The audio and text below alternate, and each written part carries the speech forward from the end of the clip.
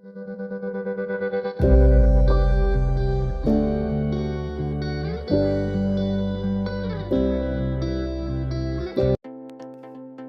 Friends, আজি আমি বনাবলৈ লৈছোঁ ৰুটিৰ লগত খাব পৰা চিকেনৰ এটা সুন্দৰ আৰু সহজ ৰেচিপি। প্ৰথমতে আমি 500 গ্ৰাম চিকেন লৈছোঁ। এতিয়া ইয়াত এচামুচ হালধি, এচামুচ নিমখ, আদা এচামুচ, নহৰু এচামুচ, আধা চামুচ চিকেন মছলা, ধনিয়া গুড়ি আধা চামুচ জালুকৰ গুড়ি, এচামুচ জিৰা গুড়ি, আধা চামুচ গৰম মছলা আৰু এচামুচ কাশ্মীৰী মিৰ্চ পাউডাৰ দি মই ভালদৰে মিক্স কৰিম।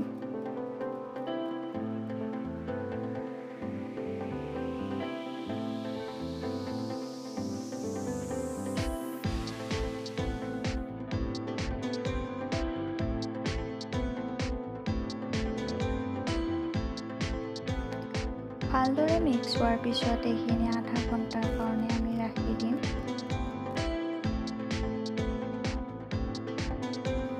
এতিয়া এখন কেৰাহীত তেল দি লৈছোঁ।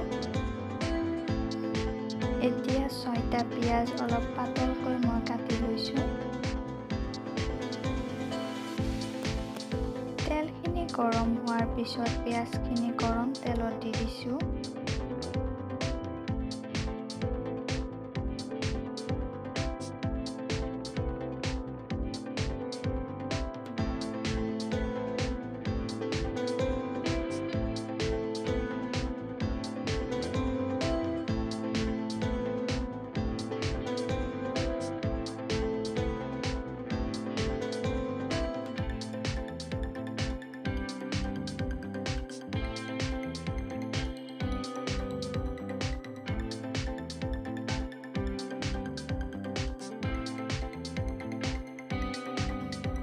পিঁয়াজখিনিয়ে তেল এৰিব ধৰাৰ লগে লগে আমি অকণমান পানী যোগ কৰিছোঁ যাতে পিঁয়াজখিনি ভালদৰে সিজি যায়।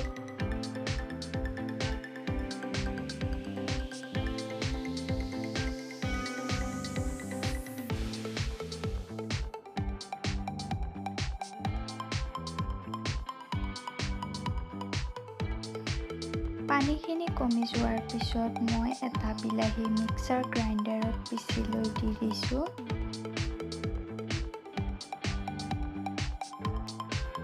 এতিয়া আকৌ ভালদৰে লৰাই কিছু সময় ভাজি ল'ম।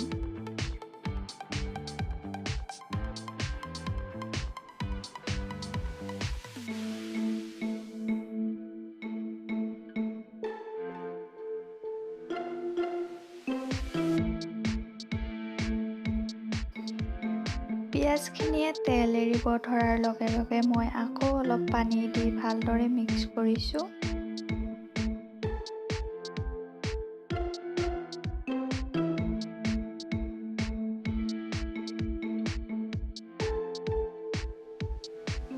পানীখিনি কমি যোৱাৰ লগে লগে এতিয়া আমি মেৰিনেট কৰি থোৱা চিকেনখিনি ইয়াতে দি দিম।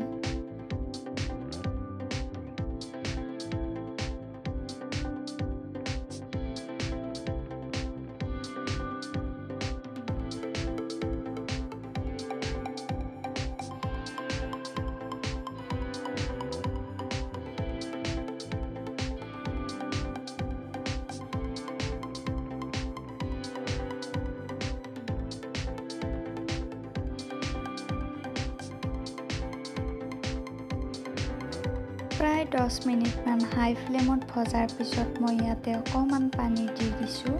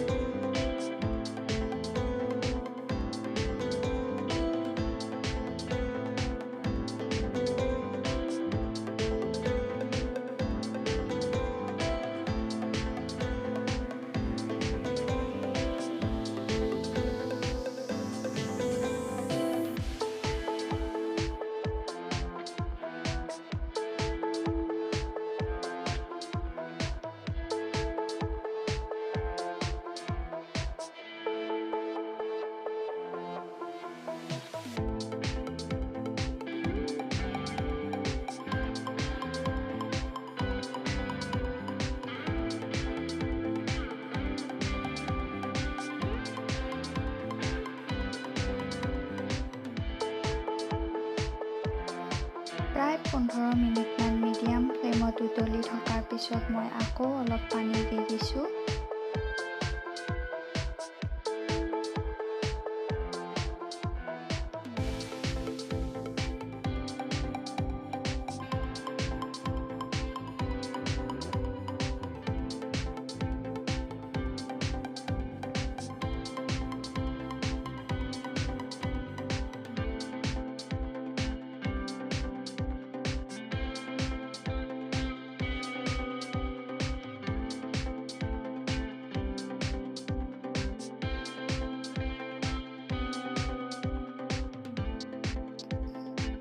এতিয়া 15 মিনিটমানৰ পিছত পানীখিনি কমি যোৱাৰ লগে লগে মই চিকেনখিনি নমাই থৈ দিম।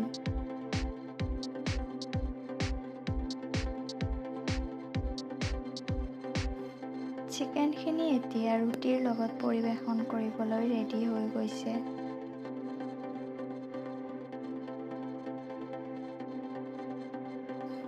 থেংক ইউ ফ্ৰেণ্ডছ ভিডিঅ'টো চোৱাৰ বাবে। আৰু যদি মোৰ ৰেচিপিবিলাক আপোনালোকৰ ভাল লাগিছে তেনেহ'লে মোৰ চেনেলটো প্লিজ ছাবস্ক্ৰাইব কৰি দিব।